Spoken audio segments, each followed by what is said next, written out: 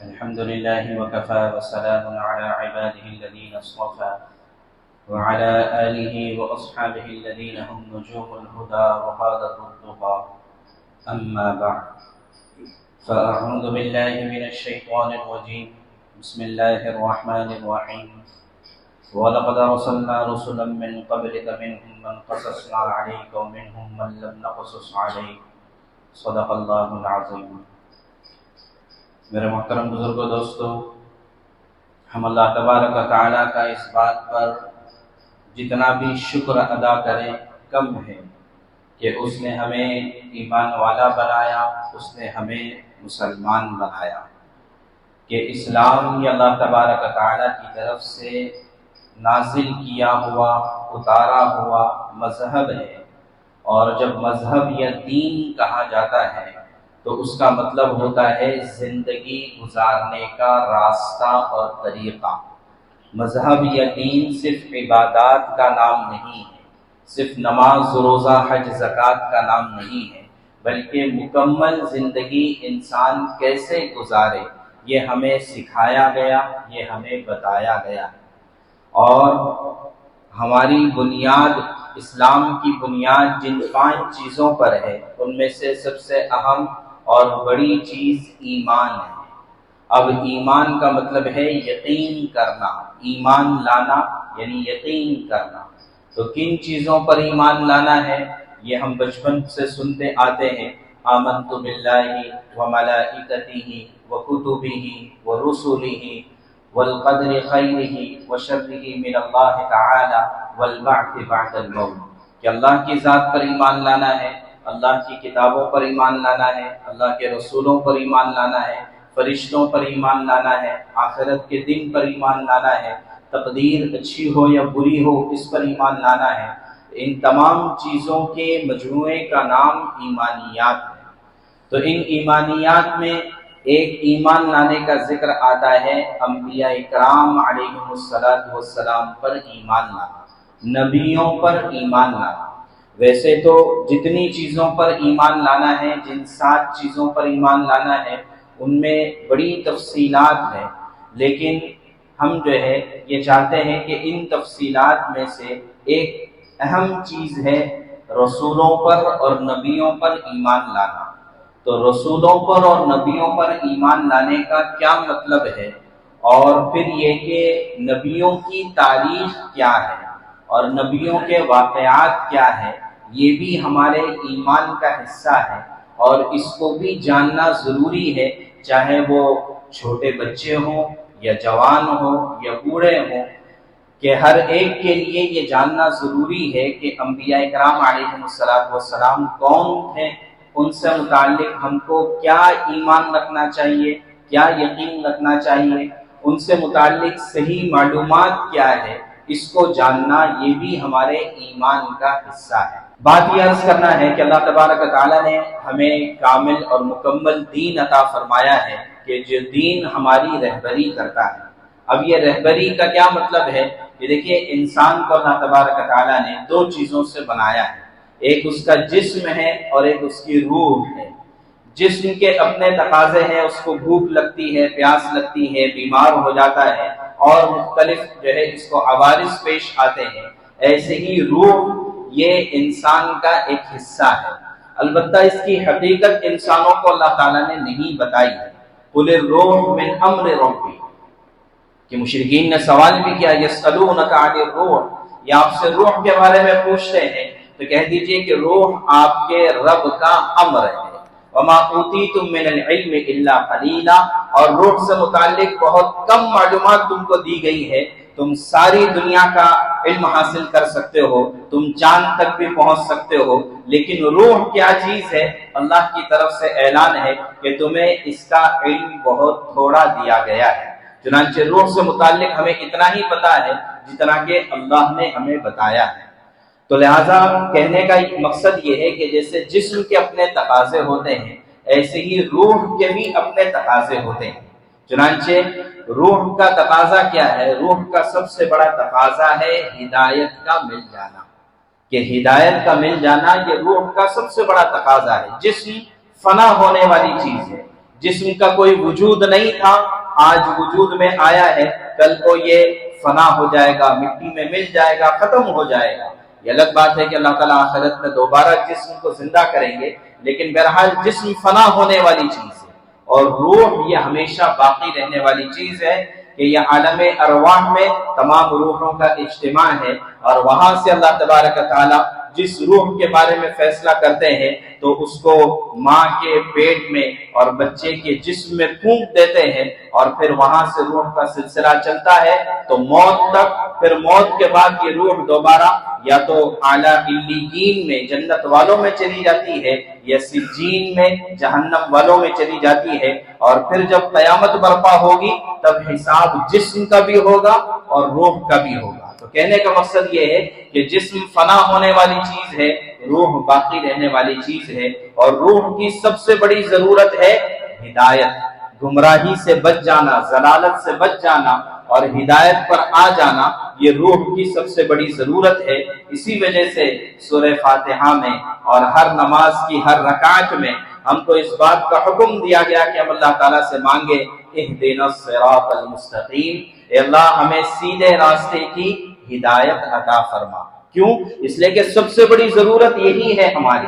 तो लिहाजा अब रूह की ग़िज़ा और रूह की जरूरत, इसको पूरा करने के लिए इंसान को अल्लाह तबारक तआला ने अक्ल अता फरमाई है, लेकिन ये अक्ल की ताकत इतनी ही है कि वो जिस्मानी जरूरतों को समझ सकती है और जिस्मानी तकाज़ों को पूरा करने के लिए वो चल सकती है, और लेकिन रूहानी जो जरूरतें और तकाजे हैं उसके लिए अक्ल हमारी काफी नहीं है। इसी वजह से हम देखते हैं कि दुनिया में जितने भी उलूम और फनून और मज़ामीन पढ़ाए जाते हैं वो सब के सब जिस्म और जिस्मानियात से मुताल्लिक होते हैं, वो मादे से मुताल्लिक होते हैं, मटीरियल से मुताल्लिक होते हैं, वो हवा, पानी और गैस से मुताल्लिक होते हैं। इससे आगे दुनिया के उलूम और फनून का कोई मौजू नहीं है। जबकि अल्लाह तबारक तआला ने रूह की हिदायत के लिए और इंसानों की हिदायत के लिए अल्लाह ताला ने इससे ऊपर एक और चीज बना रखी है जिसको वही कहा जाता है कि इंसान की हिदायत के लिए सिर्फ अक्ल काफी नहीं है, बल्कि उसके साथ उसको वही की रहबरी की जरूरत है। और वही का मतलब होता है अल्लाह की तरफ से पैगाम का मिल जाना। और ये दुनिया का दस्तूर है कि जो कंपनी जो चीज बनाती है, जो प्रोडक्ट बनाती है, उसके साथ उसका मैनुअल देती है कि आपको इस प्रोडक्ट को ऐसे इस्तेमाल करना है तो ये प्रोडक्ट आपको नफा देगा। तो ऐसे ही वही ये अल्लाह की तरफ से इंसान का मैनुअल है और इंसान के लिए गाइडलाइन है कि वो कैसी जिंदगी गुजारे। उसके लिए अल्लाह तबारक तआला ने वही का सिलसिला जारी फरमाया। अब वही का सिलसिला कैसे जारी फरमाया? उसके लिए इंसानों में से ही चंद लोगों का इंतखाब फरमाया, चंद लोगों को चुन लिया कि आप मेरी तरफ से इंसानों को मेरा पैगाम पहुंचाएंगे। तो इन मुंतखब शुदा जो लोग हैं इनको अंबिया और रसूल अलैहिस्सलातु वस्सलाम कहा जाता है। चुनांचे हमारे अकीदे के मुताबिक, और ये सिर्फ हमारा अकीदा नहीं बल्कि सही तरीन अकीदा है, इसके मुताबिक दुनिया में सबसे पहला इंसान जो आया अल्लाह तबारक तआला ने उसको नबी बनाकर भेजा। ये सबसे पहला इंसान भी और सबसे पहला नबी भी, यानी अल्लाह की तरफ से रहबरी करने वाला बनाकर भेजा, जिनको हम और आप आदम अलैहिस्सलातु वस्सलाम के नाम से जानते हैं। ये पहले इंसान भी है और पहले नबी भी है। चुनांचे हज़रत अबू ज़र रज़ियल्लाहु तआला अन्हु की रिवायत है कि उन्होंने अल्लाह के नबी सल्लल्लाहु अलैहि वसल्लम से बहुत सारे सवालात किए। तकरीबन वो हदीस इतनी लंबी है कि 4-5 सफ़हात में वो हदीस आती है। मुस्नद अहमद और इब्न हिब्बान वगैरह में वो रिवायत मौजूद है। तो बहुत सारे सवालात हज़रत अबू ज़र रज़ियल्लाहु अन्हु ने हुज़ूर पाक सल्लल्लाहु अलैहि वसल्लम से किए थे। तो उनमें से एक सवाल ये भी किया कि अल्लाह के रसूल सबसे पहले नबी कौन थे? फरमाया आदम अलैहिस्सलातु वस्सलाम के सबसे पहले नबी थे। इसी तरह हजरत अबू ज़र ने यह सवाल किया कि अल्लाह के नबी सल्लल्लाहु अलैहि वसल्लम कितने नबी आए हैं, कितने रसूल आए हैं? तो उसी रिवायत में फरमाया कि 1,24,000 अंबिया इकराम अलैहिस्सलातु वस्सलाम इस दुनिया में तशरीफ लाए हैं। چنانچہ احادیث سے ہمیں یہ بات ملتی ہے۔ البتہ قرآن کریم میں اللہ تبارک تعالیٰ نے ان 1,24,000 میں سے صرف 25 انبیاء کرام علیہ السلام کا ذکر کیا ہے۔ سب سے پہلے آدم علیہ السلام اور سب سے آخری جناب محمد رسول اللہ صلی اللہ علیہ وسلم ہیں۔ اور ان 25 میں سے اسی روایت میں یہ بھی ہے، اللہ کے نبی صلی اللہ علیہ وسلم نے فرمایا کہ ان 25 میں سے 4 عرب ہیں۔ 25 انبیاء جن کا ذکر قرآن میں ہے ان میں سے 4 عرب ہے، ایک ہود علیہ السلام، صالح علیہ السلام، شعیب علیہ السلام اور جناب محمد رسول اللہ صلی اللہ علیہ وسلم۔ یہ صرف عرب کے خطے میں آئے ہیں، باقی سب عجم کے خطے میں آئے۔ عجم کا مطلب جو عرب نہیں ہے، عرب کے یعنی مشرق وسطیٰ کا جو علاقہ، مڈل ایسٹ کا جو علاقہ، گلف کا جو علاقہ کہلاتا ہے، یہ عرب والا علاقہ ہے۔ تو اس کے علاوہ ساری دنیا یہ عجم کہلاتی ہے۔ تو 4 نبی 25 میں سے جن کا ذکر قرآن میں ہے، 4 نبی عرب میں سے اور باقی 21 نبی عجم میں سے۔ اچھا، اسی طرح ایک لفظ آتا ہے رسول اور نبی، کیا دونوں ایک ہیں یا الگ ہے؟ علماء نے کہا کہ نہیں، دونوں میں فرق ہے۔ ایک ہے نبی، ہر وہ شخص جس کو اللہ کی طرف سے نبوت دے دی جائے، پیغام رسانی کا سلسلہ جن کے ساتھ شروع کیا جائے، جبریل علیہ السلام جن کے پاس وحی لے کر آ جائے، وہ سب کے سب نبی ہیں۔ تو ان نبیوں کی تعداد 1,24,000 جیسے کہ اس روایت میں آیا ہے۔ اور اسی طرح اسی روایت میں ایک اور حضرت ابو امامہ رضی اللہ عنہ کی بھی روایت ساتھ میں جوڑ دیتے ہیں، تو اللہ کے نبی صلی اللہ علیہ وسلم نے بتایا کہ 1,24,000 انبیاء ہیں اور ان میں سے 300 سے زیادہ رسول ہیں، اور ایک روایت میں 315 کا ذکر آتا ہے کہ 1,24,000 میں سے 315 رسول ہیں۔ اب نبی اور رسول میں کیا فرق ہے؟ فرق یہ ہے کہ جس کو باقاعدہ کوئی شریعت اور کتاب دے دی جائے تو وہ رسول ہے، یعنی وہ نبی بھی ہے اور پلس رسول بھی ہے۔ اور نبی وہ ہیں جن کو صرف نبوت دے دی جائے، الگ سے کتاب نہ دی جائے، تو وہ نبی کہلاتے ہیں۔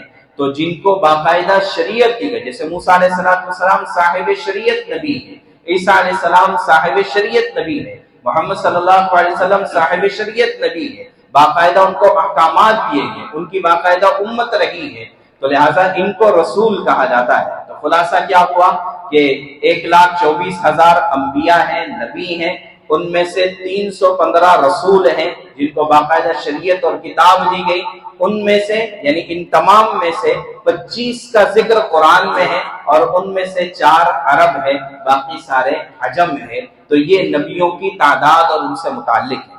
البتہ کیا صرف جن 25 نبیوں کا ذکر قرآن میں ہے صرف وہی نبی ہے؟ قرآن کہتا ہے کہ نہیں، کہ ہم نے وَلِكُلِّ قَوْمٍ هَادٍ، ہم نے ہر قوم میں ایک رہبری کرنے والا بھیجا ہے۔ بلکہ ایک جگہ پر فرمایا وَمَا كُنَّا مُعَذِّبِينَ حَتَّى نَبْعَثَ رَسُولًا، کہ ہم اس وقت تک قوم پر عذاب نازل نہیں کرتے جب تک کہ ان کی طرف کسی رسول کو نہ بھیج دیں، کسی نبی کو نہ بھیج دیں۔ تو لہٰذا ہر قوم میں نبی آئے ہیں، ہر قوم میں رسول آئے ہیں۔ البتہ قرآن نے کہا مِنْهُمْ مَنْ قَصَصْنَا عَلَيْكَ وَمِنْهُمْ مَنْ لَمْ نَقْصُصْ عَلَيْكَ، کہ کچھ کا قصہ ہم نے تمہارے سامنے بیان کیا اور کچھ کا نہیں بیان کیا۔ بیان کس کا کیا؟ ان لوگوں کا بیان کیا جن سے عرب مانوس تھے، جس سے کہ قرآن نازل ہو رہا تھا عربوں پر، تو عربوں نے جن کے نام سن رکھے تھے انہی نبیوں کا نام قرآن نے لیا، ورنہ اگر کسی اور عجمی نبی کا نام لیتے تو عرب تو ویسے ہی اس قرآن کا انکار کر رہے تھے۔ تو لہٰذا جو ہے قرآن میں صرف انہی لوگوں کا ذکر آیا ہے کہ جن کو عرب جانتے تھے، جن کے نام سے مانوس تھے۔ لیکن قرآن نے یہ بتا دیا کہ ہر قوم میں نبی آئے ہیں۔ تو کیا دنیا کے الگ الگ خطوں میں نبی آئے ہیں؟ یا ایک سوال یہ ہے کہ کیا ہندوستان میں نبی آئے ہیں؟ تو ظاہر سی بات ہے، قرآن کے کہنے کے مطابق جب ہر قوم میں آئے ہیں، ہر خطے میں آئے ہیں، تو ہندوستان میں بھی انبیاء کرام علیہ السلام آئے ہیں۔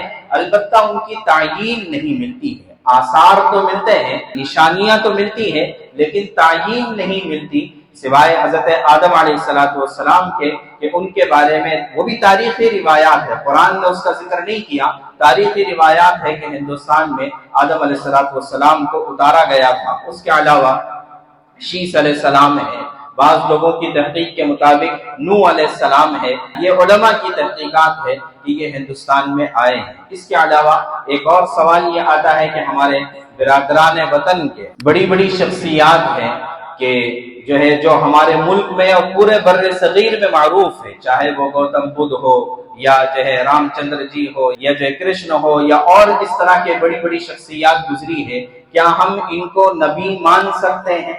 تو پہلی بات تو یہ سمجھ لینا چاہیے کہ ہندوازم کے عقیدے کے مطابق ان کے یہاں پر نبیوں کا تصور نہیں ہے، ان کے یہاں پر اوتار کا تصور ہے۔ فرق کیا ہے کہ نبی کے بارے میں ہمارا عقیدہ یہ ہے کہ وہ انسان ہی ہوتے ہیں، بس اللہ کی طرف سے پیغام ان تک پہنچتا ہے جبریل علیہ السلام کے ذریعے سے، اور اوتار ہونے کا مطلب یہ ہے کہ خدا خود بخود انسانی شکل میں حلول کر کر آتا ہے۔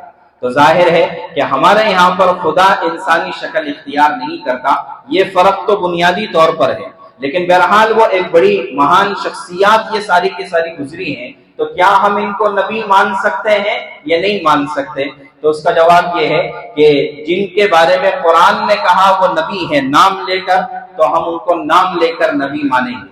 اسی طرح بعض لوگ وہ ہیں کہ جن کا قرآن میں نبی ہونے کا ذکر نہیں ہے لیکن حدیث میں ہے، جیسے کہ شیس علیہ السلام اور یوشع بن نون علیہ السلام، ان کے واقعات ملتے ہیں تو حدیث میں ملتا ہے کہ یہ نبی ہے، تو لہٰذا قرآن میں جن کو نبی کہا گیا ہم ان کو نبی کہیں گے، احادیث میں جن کو نبی کہا گیا ہم ان کو نبی کہیں گے۔ ان کے علاوہ جتنی بھی مہان شخصیات ہیں، چاہے ان کا ذکر قرآن میں ہو یا نہ ہو، جیسے ذوالقرنین کا ذکر قرآن میں ہے، حضرت خضر کا ذکر قرآن میں ہے، حضرت تبع کا ذکر قرآن میں ہے، لیکن علماء کہتے ہیں ان تینوں سے متعلق کہ نبوت کی صراحت نہیں ہے۔ ذوالقرنین نبی ہے یا نہیں اختلاف ہے، خضر نبی ہے یا نہیں اختلاف ہے، تبع نبی ہے یا نہیں اختلاف ہے، تو لہٰذا ہم اس کو مختلف فی ہی سمجھیں گے، ہم اس کے بارے میں نبی ہونے کا عقیدہ نہیں رکھیں گے۔ تو ایسے ہی جن کا ذکر قرآن میں نہیں ہے اور جن کا ذکر احادیث میں نہیں ہے نبی ہونے کا، تو ہم ان کو نبی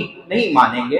ہو سکتا ہے نبی ہو سکتا ہے کہ نبی نہ ہو سکتا ہے کہ وہ اپنے وقت کے صحیح نبی ہوں گے، صحیح تعلیمات انہوں نے دی ہوں گی، لیکن بعد میں چل کر لوگوں نے ان کی تصویریں بنائیں، بعد میں چل کر لوگوں نے ان کے مجسمے بنائے، تو اس وجہ سے یہ جتنی بھی مہان شخصیات ہمارے اس بر صغیر میں، یہ دنیا کے کسی کونے میں جو بھی مہان شخصیات جن کو لوگ مانتے ہیں، ہم ان کے بارے میں یہی کہیں گے لا نصدق ولا نکذب، ہم نہ ان کو نبی مانتے ہیں نہ نبی ہونے کا انکار کرتے ہیں، دونوں میں سے کچھ نہیں کریں گے۔ ہاں ممکن ہے کہ وہ بڑی شخصیات ہوگی، اسی وجہ سے ہم ان کی تعظیم، اسی وجہ سے ہم ان کی بے اکرامی نہیں کریں گے، ہم ان کے ساتھ بے اکرامی نہیں کریں گے، اس لیے کہ ممکن ہے کہ وہ نبی ہو۔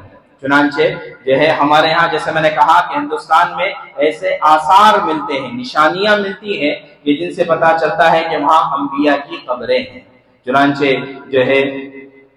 ہمارے شمال ہندوستان کا علاقہ کئی ایسی جگہ ہیں وہاں پر جن میں ایودھیا بھی شامل ہے، اسی طرح پنجاب کا بعض علاقہ شامل ہے، وہاں کے بارے میں یہ ملتا ہے یا تو تاریخی روایات سے یا مکاشفات سے کہ یہاں پر انبیاء کی قبریں ہیں، بلکہ بعض علماء کی تحقیق تو یہ ہے کہ یہ گنگا ندی یہ کئی نبیوں کی قبروں کے اوپر سے ہو کر گزرتی ہے، اسی وجہ سے اس کا تقدس ہے، اسی وجہ سے لوگ اس کو پوتر سمجھتے ہیں، اور جو بھی ان کا عقیدہ رہا ہوگا۔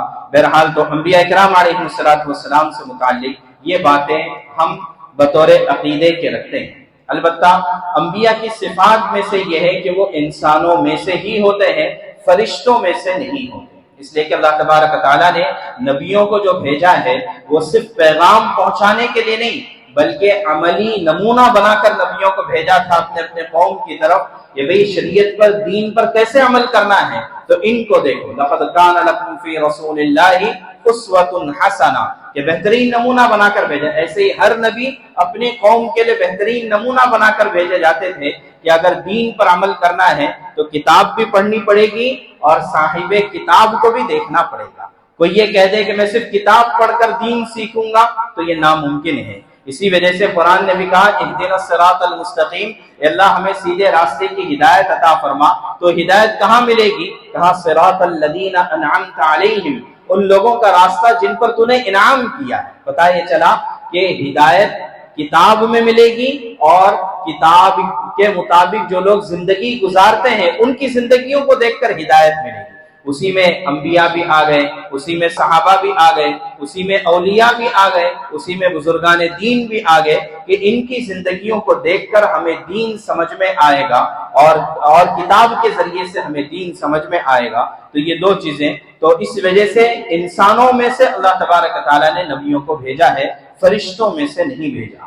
اچھا، پھر انسانوں میں بھی تمام انبیاء جتنے آئے ہیں، تمام امت کا اس پر اجماع ہے کہ تمام نبی یہ مردوں میں سے رہے ہیں، عورتوں میں سے کوئی نبی نہیں رہا ہے۔ بعض علماء کی رائے حضرت مریم سے متعلق، حضرت موسیٰ علیہ السلام کی والدہ سے متعلق یہ ہے کہ ہو سکتا ہے کہ وہ نبی ہوں، لیکن جو ہے اکثر علماء اور تمام علماء کی رائے یہ ہے کہ نہیں، عورتوں میں سے کوئی نبی نہیں رہا ہے۔